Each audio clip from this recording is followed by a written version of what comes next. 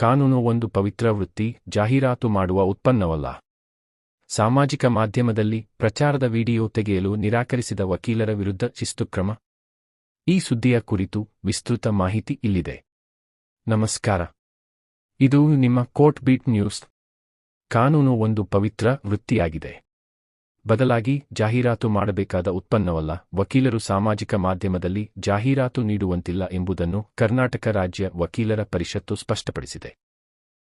ಕೆಲ ವಕೀಲರು ಸಾಮಾಜಿಕ ಮಾಧ್ಯಮದಿಂದ ತಮ್ಮ ಪ್ರಚಾರದ ವಿಡಿಯೋಗಳನ್ನು ತೆಗೆದುಹಾಕಲು ನಿರಾಕರಿಸಿದ್ದು, ಅಂತಹ 5 ವಕೀಲರ ವಿರುದ್ಧ ಕರ್ನಾಟಕ ರಾಜ್ಯ ಬಾರ್ ಕೌನ್ಸಿಲ್ ಕಠಿಣ ಶಿಸ್ತು ಕ್ರಮ ಕೈಗೊಂಡಿದೆ.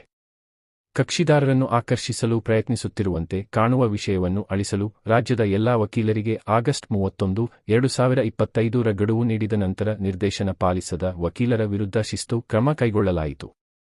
ವ್ಯವಹಾರವನ್ನು ಹೆಚ್ಚಿಸಲು ವಕೀಲರು ಕಾರುಗಳಲ್ಲಿ, ಮರಗಳ ಕೆಳಗೆ ಮತ್ತು ಫುಟ್ಪಾತ್ಗಳಲ್ಲಿ ಈ ರೀಲ್ಗಳನ್ನು ತಯಾರಿಸುವ ಬಗ್ಗೆ ನ್ಯಾಯಾಂಗ ಅಧಿಕಾರಿಗಳು ವಿಶೇಷವಾಗಿ ಕಳವಳ ವ್ಯಕ್ತಪಡಿಸಿದರು.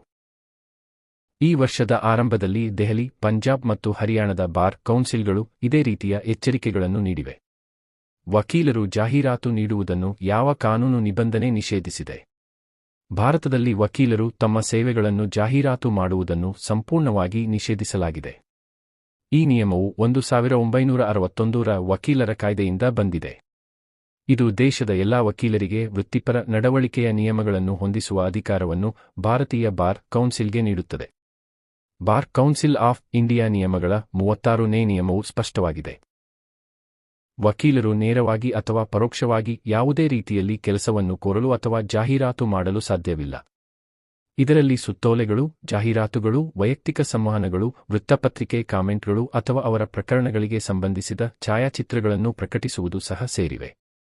ಈ ನಿಯಮವು ಸಾಂಪ್ರದಾಯಿಕ ಜಾಹೀರಾತಿನಿಂದ ಹಿಡಿದು ಆಧುನಿಕ ಸಾಮಾಜಿಕ ಮಾಧ್ಯಮ ಪ್ರಚಾರದವರೆಗೆ ಎಲ್ಲವನ್ನೂ ಒಳಗೊಂಡಿದೆ. ಜಾಹೀರಾತಿನ ಮೇಲೆ ಕಟ್ಟುನಿಟ್ಟಿನ ನಿಷೇಧ ಏಕೆ? ಈ ನಿಷೇಧದ ಹಿಂದಿನ ತಾರ್ಕಿಕತೆ ಸರಳ ಆದರೆ ಪ್ರಭಾವಶಾಲಿಯಾಗಿದೆ.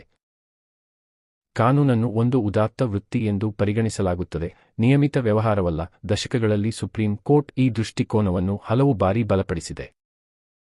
ಮಹಾರಾಷ್ಟ್ರ ಬಾರ್ ಕೌನ್ಸಿಲ್ ವಿರುದ್ಧ ಎಂ.ವಿ.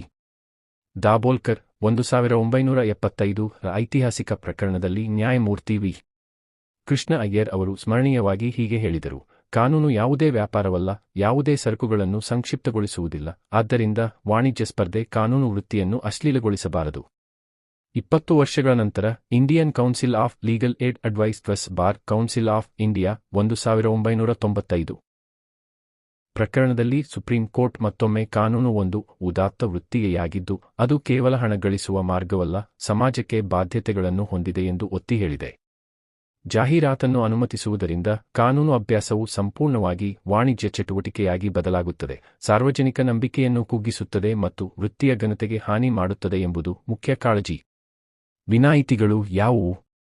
2008ರಲ್ಲಿ ಸುಪ್ರೀಂ ಕೋರ್ಟ್ನಲ್ಲಿ ವಿಚಾರಣೆಯ ನಂತರ ವಕೀಲರಿಗೆ ತಮ್ಮ ವೆಬ್ಸೈಟ್ಗಳಲ್ಲಿ ಮೂಲಭೂತ ಮಾಹಿತಿಯನ್ನು ಹಂಚಿಕೊಳ್ಳಲು ಅನುಮತಿ ನೀಡಲಾಯಿತು. ಇದರಲ್ಲಿ ಅವರ ಹೆಸರು, ಸಂಪರ್ಕ ವಿವರಗಳು, ಅರ್ಹತೆಗಳು, ದಾಖಲಾತಿ ಸಂಖ್ಯೆ ಮತ್ತು ಅವರು ಅಭ್ಯಾಸ ಮಾಡುವ ಕ್ಷೇತ್ರಗಳು ಸೇರಿವೆ. ಆದಾಗ್ಯೂ ಇದು ವಾಸ್ತವಿಕ ಮಾಹಿತಿಗೆ ಕಟ್ಟುನಿಟ್ಟಾಗಿ ಸೀಮಿತವಾಗಿದೆ. ಯಾವುದೇ ಆಕರ್ಷಕ ಪ್ರಚಾರಗಳು ಅಥವಾ ಕಕ್ಷಿದಾರರ ಪ್ರಶಂಸಾಪತ್ರಗಳನ್ನು ಅನುಮತಿಸಲಾಗುವುದಿಲ್ಲ. ಇತ್ತೀಚೆಗೆ ಜುಲೈ 2024ರಲ್ಲಿ ಮದ್ರಾಸ್ ಹೈಕೋರ್ಟ್ ಕ್ವಿಕರ್ ಮತ್ತು ಸುಲೇಖಾದಂತಹ ಆನ್ಲೈನ್ ಕಾನೂನು ಡೈರೆಕ್ಟರಿಗಳು ಸಹ ಈ ನಿಯಮಗಳನ್ನು ಉಲ್ಲಂಘಿಸುತ್ತವೆ ಎಂದು ತೀರ್ಪು ನೀಡಿತು. ವಕೀಲ ವೃತ್ತಿಯಲ್ಲಿ ಬ್ರ್ಯಾಂಡಿಂಗ್ ಸಂಸ್ಕೃತಿ ಸಮಾಜಕ್ಕೆ ಹಾನಿಕಾರಕ ಎಂದು ನ್ಯಾಯಾಲಯ ಹೇಳಿದೆ ಮತ್ತು ಅಂತಹ ವೇದಿಕೆಗಳಲ್ಲಿ ಜಾಹೀರಾತು ನೀಡುವ ವಕೀಲರ ವಿರುದ್ಧ ಕ್ರಮ ಕೈಗೊಳ್ಳುವಂತೆ ಭಾರತೀಯ ಬಾರ್ ಕೌನ್ಸಿಲ್ಗೆ ಆದೇಶಿಸಿತು. ಶಿಸ್ತು ಕ್ರಮ ಪ್ರಕ್ರಿಯೆಗಳನ್ನು ಇತ್ತೀಚೆಗೆ ಬಿಗಿಗೊಳಿಸಲು ಕಾರಣವೇನು? ಕಾನೂನು ಸಂಸ್ಥೆಯ ನಟನನ್ನು ಒಳಗೊಂಡ ಪ್ರಚಾರದ ವಿಡಿಯೋದಿಂದ ಇತ್ತೀಚೆಗೆ ಶಿಸ್ತು ಕ್ರಮ ಕೈಗೊಳ್ಳಲು ಬಾರ್ ಕೌನ್ಸಿಲ್ ಪ್ರಚೋದಿಸಲ್ಪಟ್ಟಂತೆ ತೋರುತ್ತದೆ. ಇದು ಬಾರ್ ಕೌನ್ಸಿಲ್ ಆಫ್ ಇಂಡಿಯಾದ ಗಮನ ಸೆಳೆಯಿತು ಮತ್ತು ಮಾರ್ಚ್ 2025ರಲ್ಲಿ ಬಲವಾದ ಪದಗಳ ಹೇಳಿಕೆಗೆ ಕಾರಣವಾಯಿತು. ಸಾಮಾಜಿಕ ಮಾಧ್ಯಮ ಪ್ರಚಾರದ ವಿಡಿಯೋಗಳು ಮತ್ತು ಸೆಲೆಬ್ರಿಟಿಗಳ ಅನುಮೋದನೆಗಳನ್ನು ಬಳಸುವ ಸ್ವಯಂ ಘೋಷಿತ ಕಾನೂನು ಪ್ರಭಾವಿಗಳು ಎಂದು ಕರೆದವರನ್ನು ಮಂಡಳಿ ಖಂಡಿಸಿತು. ಕಾನೂನು ಪ್ರಭಾವಿಗಳು ಸರಿಯಾದ ರುಜುವಾತುಗಳಿಲ್ಲದೆ ತಪ್ಪು ಮಾಹಿತಿಯನ್ನು ಹರಡುವುದು, ಸಾರ್ವಜನಿಕರನ್ನು ಗೊಂದಲಗೊಳಿಸುವುದು ಮತ್ತು ಅನಗತ್ಯ ಪ್ರಕರಣಗಳಿಂದ ನ್ಯಾಯಾಲಯಗಳ ಮೇಲೆ ಹೊರೆಯಾಗುವುದರ ಬಗ್ಗೆ ಅದು ಗಂಭೀರ ಕಳವಳವನ್ನು ವ್ಯಕ್ತಪಡಿಸಿತು. ಈ ನಿರ್ದೇಶನದ ನಂತರ ರಾಜ್ಯ ಬಾರ್ ಕೌನ್ಸಿಲ್ಗಳು ತಮ್ಮದೇ ಆದ ಕಠಿಣ ಕ್ರಮಗಳನ್ನು ಪ್ರಾರಂಭಿಸಿದವು.